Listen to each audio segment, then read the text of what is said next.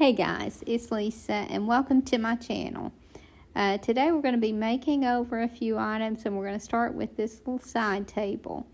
There's no paint on this, and actually it has doesn't even have a finish, so I know that I'll have bleed through if I don't first coat this with something. So I'm using a stain blocker here called Boss, and that's a Dixie Belle product, and it will give this a primer coat and keep any bleed through from happening. So I'll give it one coat of this and let it dry, and then it'll be ready to paint.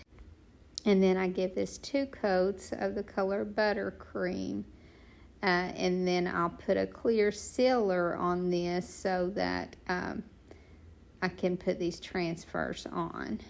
So this is a Dixie Belle transfer called Magnolia Garden, and I'm just going to take some of that, and I've already done it here because somehow I missed that footage, but I just took one of the images off and transferred that on the top along with the stamp, and I'll show you how I did that or what I did on that later. But now I'm just going to use just a little sprig of this on the side of the bottom because I felt like it needed something on the bottom, and so I'm just going to put that transfer on, and then this will be finished. And I think just that little bit of floral on this really changed it up. And I like to put just a little something on the side. I don't really like to put much in the middle because when you put your decor on it, then you won't be able to see it. So as you can see here, I put one of my stamps underneath that Magnolia image.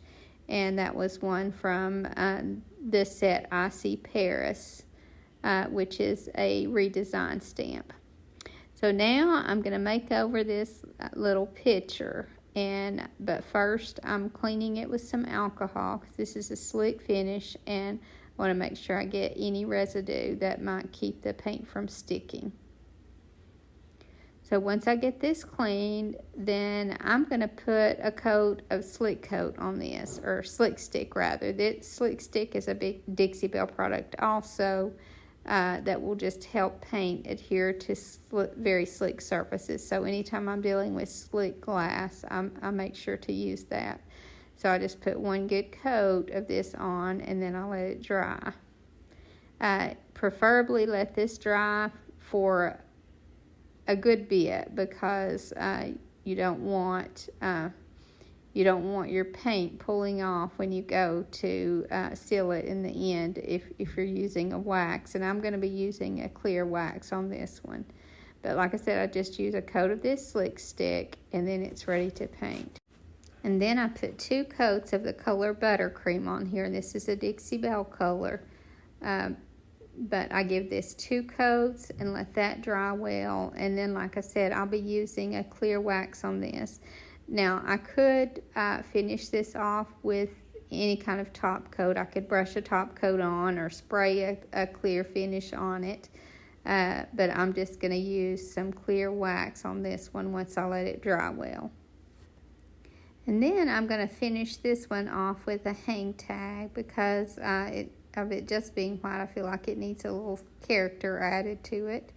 And so I'm just going to make a hang tag here. So I'm just taking a piece of this green cardboard that I've torn into a rectangle shape. Now you could cut this into a shape, but I like this look of the torn edge on most of my tags.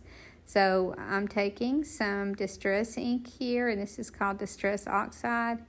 And I'm just distressing around the edges of each of these. And this is just a book page that I've torn out and layered on the top of this. So I just tore it out a little smaller than my cardboard, and then antiqued around the edges of that. And now I'm just taking a little script stamp and adding a little something to that background before I glue this on. And then I'm just going to use some regular clear glue and glue that on. But first I'm going to put a stamp on my white paper here. So I'm just taking a little rose because I'm doing flowers in this vignette. So I'm just taking a little rose and stamping that on with some dark brown ink, and then I'll just glue that on, and that's all that I'll do to that one. And then I just use a regular hole punch and punch a hole in the top. And then in this case, I'm going to be ripping some fabric, just some regular tea towel that I've coffee stained, into a little strip, and tying, using that as my string to tie it on. So that's very simple and quick to do these hang tags.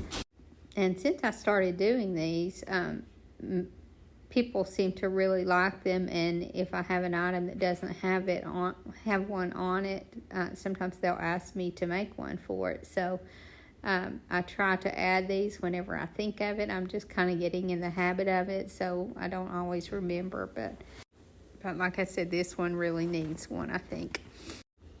And then that's all that I'll do to this one, because I want to keep it white and simple so that it goes into your farmhouse or cottage style decor without clashing. So I like white pictures. I think they're a very versatile item to decorate with. And like I said, the hang tag adds a little needed character, but then you're not married to it. So if it doesn't go with the decor, then they can always take that off. And then the next item that we're going to do is this little metal plate with the scalloped edge. We're just gonna, or with the lacy edge, I guess. So this one, I don't worry with doing the slick stick on this one, because this chalk paint will stick well to the metal. And I just give it 2 coats of that same color of buttercream on both the front and the back. Now this cotton also came in that same transfer set. So I want to keep this plate kind of simple. So I'm just putting this cotton transfer on this, and I don't want to fill in the whole area. I don't like to just transfer something right to the middle. I just want to give it a little more character, and this little butterfly was also in that set, so I'm just going to have him hovering just to the side here, just to add some to the other side, and then I felt like this needed some distress, but I didn't want to distress down to the metal or to that blue, definitely. So I'm just going to take my dark brown ink here and just rub it over the high spots, and that will add just enough distress, and I won't need to do any sanding on it. And then I'm going to use my script stamp that I put on the other, on the table, and add that to the bottom to add some more dimension. And so I just stamp that right on the bottom, and then use a smaller script stamp on the top. And the smaller script stamp I've had for a very long time, so I don't have any idea where I got it. Probably Amazon, but like I said, this one is definitely from that set Icy Paris, and I ordered that on either Etsy or Amazon. And I think it's amazing the difference that these little script stamps make, especially when you combine them with these transfers. And with this one, I just used just a small part of the stamp. I didn't stamp the whole thing on there.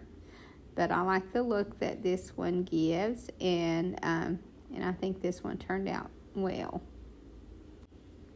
And I think it's amazing how the cotton almost pops off the plate. I really didn't expect to get that look, but as you can see here, it's just like it comes forward. But I like the look of this one. And now the last item that we're going to do before we do our ornaments is this window. And my friend brought me this window and wanted me to do something with it, and she didn't really know what, so I just decided to do the transfers on this one. And because of the way these transfers are, you have to put them together. So you get the flower and the leaves are separate, and then a lot of times even the twigs are separate. And so it's almost like working a puzzle, but I just kind of place these where I thought they would work, and I just kind of built it a little at a time until I got the look that I wanted. And I decided on a couple of places to overlap the wood. So here in the center, I'm going to take this leaf and kind of overlap over that mutton there, and then it'll make that leaf look like it kind of curls forward. And then I make a flower on one side of the window to come up over the window itself also, and I feel like that added a lot of character to this. And like I said, it was a little hard placing these, but I was happy with the result that I got in the end. And this is a transfer that I really do like. So then we'll be working on our ornaments. And I mentioned on the last ornament that I did that there was a second one that I did that I didn't show. And so I'm going to go ahead and show how I did that one on this one before I do another ornament. I first take just one of these canvases that I used on my last one. If you didn't see the other one, I just did use one of these little canvases from the Dollar Tree. And this one I painted the color buttercream, and now I'm antiquing around the edges and a little bit of an antiquing in the center. Now I decided to do these ornaments at the end of my video so that if you didn't want to see the ornaments this early, then you could just stop after I did my flips and not worry with watching through to the end. But for those of you who want to get a jump start on your ornaments, then I'm going to be adding these to the end of my videos. Now this is just an old book page that I've torn a little smaller than my canvas and antiqued around the edges of it. And then I just glue that right on. Now I'm just using tacky glue here and making sure to smooth it out because I want to make sure it holds well. And then after I get this glued on, then I tore another book page that didn't have any writing on it and distressed around it and added another layer to this. But first I decided that I wanted another layer to this. So instead of gluing this onto the book page, I decided to lay some lace across it and glue that on first because I wanted to add some softness to this. So like I said, I just glue that on, and then I can glue that book page over the top of this. And I've said before, just the more layers you can add, I feel like it just adds a lot to this. And the lace is there for no other reason but to soften this. So now I'm going to take some of the Dollar Tree lace and put it on the top and the bottom, just to kind of carry that lace look throughout the ornament. And because I just kind of create as I go on these, I forgot to mention that I decided to add yet another book page underneath this one because this white against that cream colored lace I felt like wasn't enough contrast. So I tore another book page with the words on it and tore it just slightly larger than my blank book page. And I antiqued around that and then glued the blank page over the top of it.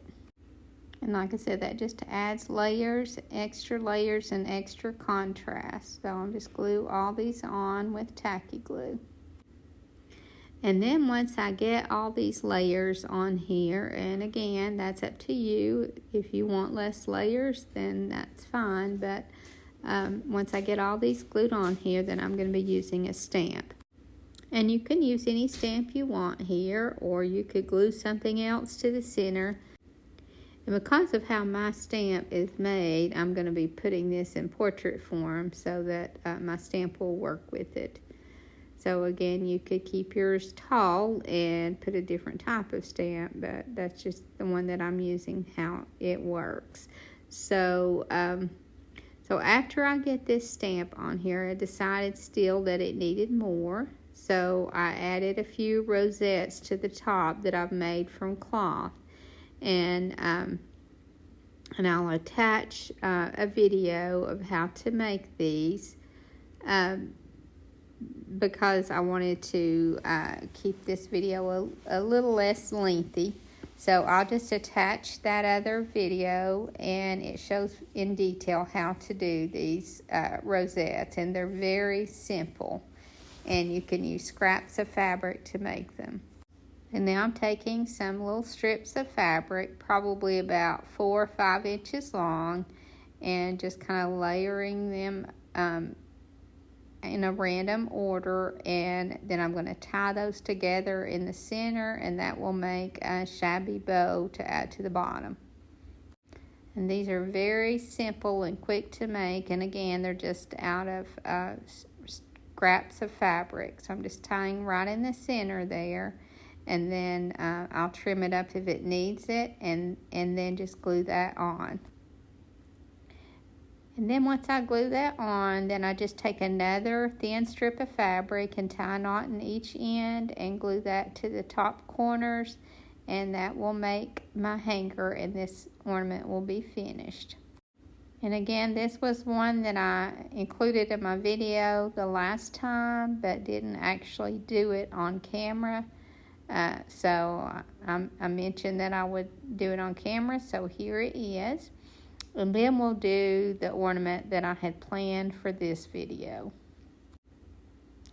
And the ornament that I'm going to be doing is the Star of Bethlehem, and we're going to be using clothespins. And I'm sure you guys have seen different versions of these, but I like to take 4 large clothespins and 4 small to make mine.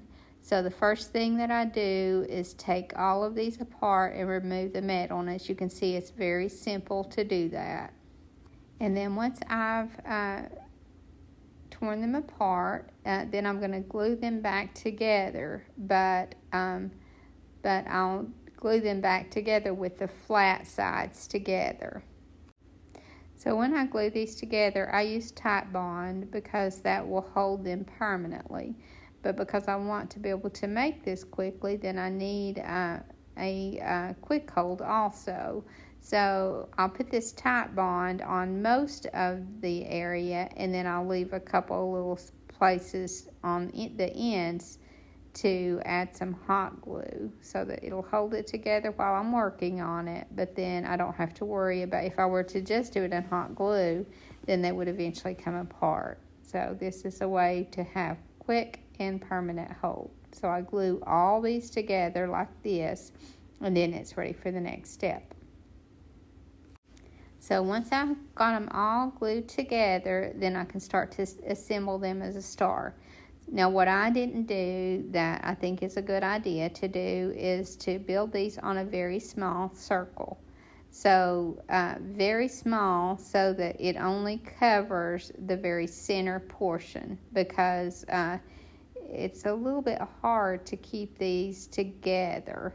And in doing this, I glued it to my paper a little bit, but I was able to recover it. But if you were to use a very small circle to start out with, then I think these would be a lot easier.